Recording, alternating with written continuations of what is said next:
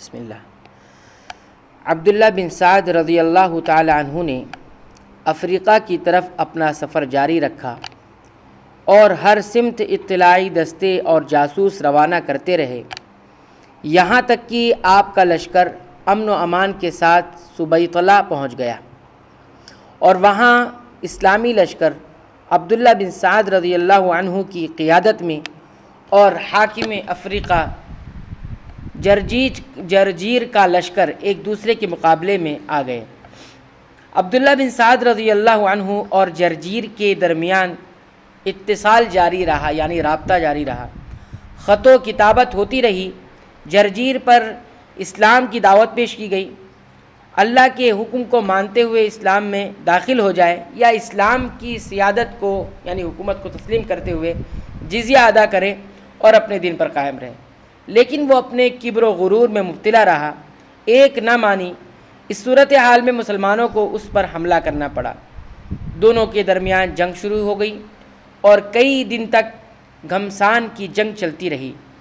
یہاں تک کہ عبداللہ بن زبیر رضی اللہ عنہ کی قیادت میں مدینہ سے مدد پہنچی اور انہی کے ہاتھوں جرجیر متکبر کا خاتمہ ہوا۔ جب ساحل پر موجود رومیوں نے جرجیر اور سبیطلہ کے لوگوں کا انجام دیکھا تو ان کے دل بیٹھ گئے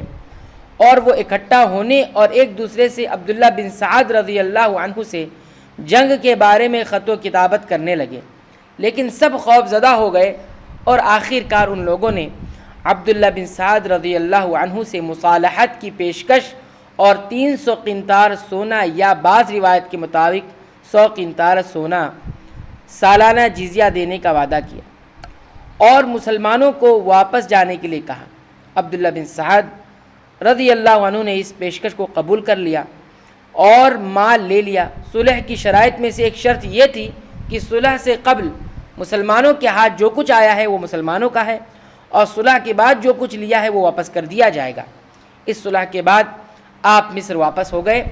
اس طرح آپ افریقہ میں 1 سال 3 ماہ یا 1 سال 1 ماہ رہے۔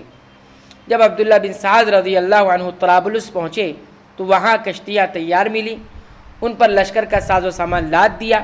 اور امن و سلامتی کے ساتھ مصر کا رخ کیا، اور عثمان بن عفان رضی اللہ عنہ کو خمس یعنی 5واں حصہ وغیرہ مال روانہ فرمایا۔ راجع بات یہ ہے کہ جو کشتیاں آپ کو طرابلس میں تیار ملی وہ کشتیاں مسلمانوں نے سوریہ اور اسکندریہ میں بطور غنیمت حاصل کی تھیں،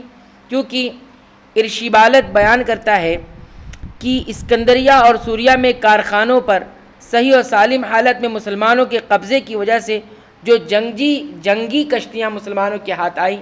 وہ یا تو تیار شکل میں تھی یا ان کا تیار کرنا ان کے لیے سہل تھا، آسان تھا۔ یاد رہے کہ یہ ایسی روایات ہیں جو اس بات پر دلالت کرتی ہیں کہ مصر واپس آنے کے بعد عبداللہ بن سعد رضی اللہ عنہ نے پھر دوبارہ اس وقت افریقہ کا رخ کیا جب 33 ہجری میں ان لوگوں نے مصالحت کے معاہدے کو توڑ دیا، آپ کو ان پر غلبہ حاصل ہوا، پھر آپ نے وہاں اسلامی نظام کو مستحکم کیا اور وہاں کے باشندوں کو اسلام یا جزیے پر باقی رکھا۔ تو یہ احوال تھا افریقہ فتح کرنے کا کہ کس طرح سے صحابہ کرام نے افریقہ کو فتح کیا، اور اس میں عبداللہ بن زبیر رضی اللہ عنہ کی جو جواں مردی اور جو جنگی کردار تھا اس کا بھی ذکر انشاءاللہ خصوصیت کے ساتھ کیا جائے گا۔ آئندہ درس میں ہم اس کو دیکھیں گے۔ اللہ تعالیٰ سے دعا کرتے ہیں کہ رب العالمین تو ہمیں صحابہ کرام کی سیرت پاک کے اس پہلو کو کما حق سمجھنے، سننے اور امت تک امانت داری کے ساتھ پہنچانے کی توفیق عنایت فرما، آمین۔